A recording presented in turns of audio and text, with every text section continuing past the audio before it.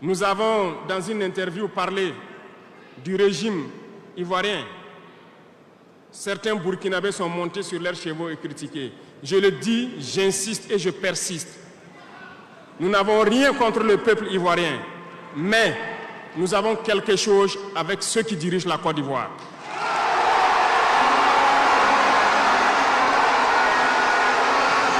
Nous le disons et nous le répétons encore.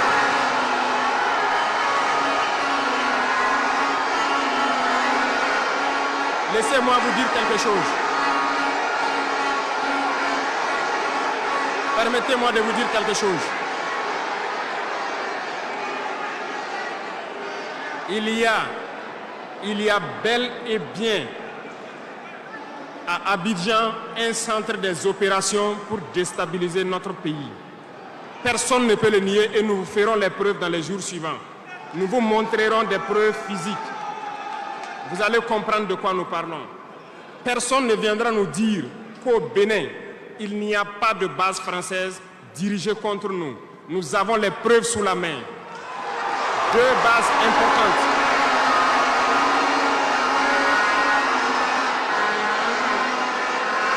Nul ne peut le contester. Et je les mets au défi. Et nous n'avons rien contre le peuple béninois. Là, nous avons un problème avec la politique des dirigeants béninois. Et nous le disons haut et fort encore. Dans cette diplomatie, nous avons décidé de dire la vérité. Il y a bel et bien 2 bases, une vers Kandi et l'autre en allant vers Porga ou je ne sais pas quelle localité. Des pistes ont été réaménagées à plus de 3000 mètres de long. Des avions atterrissent, les gens équipent et forment les terroristes là-bas. Nous avons des enregistrements audio d'agents français au Bénin là-bas qui se jouent le centre des opérations des terroristes. Ils montent les opérations avec eux. Ils les aident à se soigner. Ils font tout ce qu'il y a là-bas. Nous avons tous les détails sur eux. Et vous ne voulez pas qu'on le dise à notre peuple? On va le dire. Si vous ne le voulez pas, s'ils ne le veulent pas, qu'ils arrêtent de se comporter ainsi. C'est simple. Nous n'avons forcé personne à prendre son indépendance.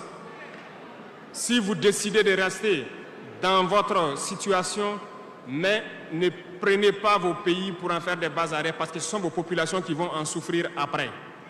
Et ce n'est pas une bonne politique.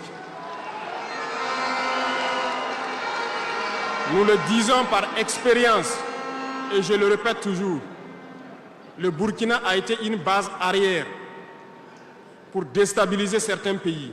Et ce n'est pas bien. Le Burkina a été une base arrière à un moment donné pour les terroristes ici. Voilà le prix que nous payons. Donc, pour prévenir les peuples de ces pays dont je parle, doivent parler à leurs dirigeants et qu'ils arrêtent cette politique parce que ça ne les arrange pas du tout.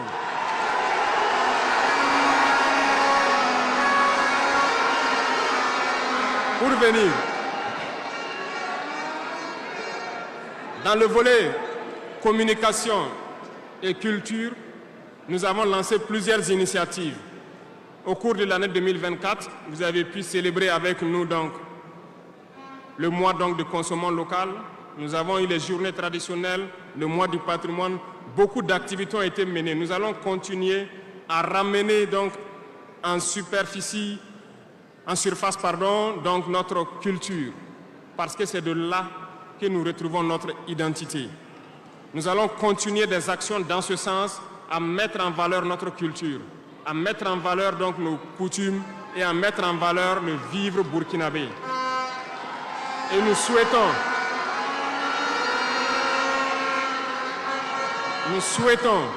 que chacun soit acteur de l'émergence du Burkina Faso à travers sa manière de communiquer.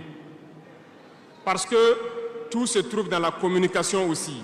Vous avez suivi dernièrement la guerre communicationnelle qui a été dressée contre nous et ça continue, ça ne va pas s'arrêter. Et je souhaite que tous ceux qui sont dans la communication puissent être professionnels. Lorsque nous voulons poser un acte communicationnel, qu'on se pose la question, est-ce que c'est pour la patrie ou contre la patrie, avant de poser l'acte. Peu importe. Vous pouvez ne pas nous aimer, moi, ma personne. Vous pouvez ne pas m'aimer, mais vous devez aimer votre pays. En me faisant du mal, il ne faudrait pas confondre le pays. Et donc, la politique dans le domaine de la communication va devoir aller dans ce sens-là. Et nous serons obligés donc de recadrer la communication sur tous les aspects. Et c'est cette ligne de conduite qui sera donc adoptée. Nous n'allons pas permettre à ce que des Burkinabés communiquent contre le Burkina Faso. Nous allons toujours nous inscrire dans l'éveil des consciences.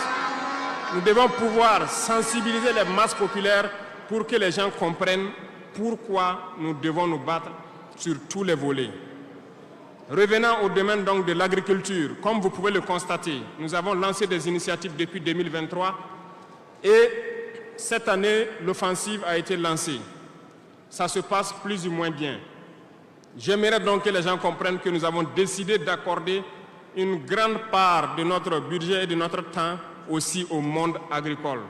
Parce que plus de 90% de notre population est paysanne. Mais pendant des décennies, ils n'ont jamais senti l'intéressement donc, à leur public. Et c'est pourquoi nous avons décidé d'entreprendre un certain nombre d'initiatives, d'actes que nous posons. Nous aimerions pouvoir labourer tous les champs de tous les paysans de Burkina Faso, les donner les semences qu'il faut et les permettre de pouvoir avoir les intrants nécessaires à coût subventionné pour pouvoir nous aider dans la lutte contre l'insécurité alimentaire. Parce que l'autosuffisance alimentaire est un droit. C'est dans ce même sens que nous avons créé dernièrement l'ONBA, l'Office national d'aménagement des barrages hydro-agricoles. Nous allons l'équiper parce que tous êtes témoins dans vos différentes régions que nous avons retenu beaucoup de barrages, mais qui sont ensablés, qui sont bouchés. Et nous avons la possibilité de faire d'autres barrages.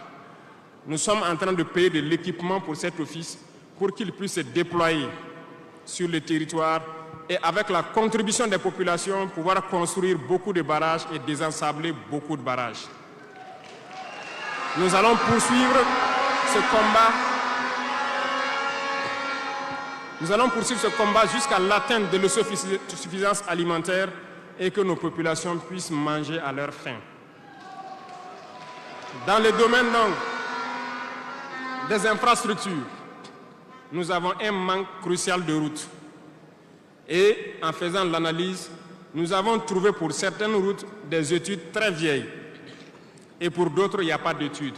Nous ne pouvons pas construire une route sans avoir des études. Les études sont préalables. Voilà pourquoi dans ce secteur, nous avons ordonné au ministère de faire beaucoup d'études sur beaucoup de tronçons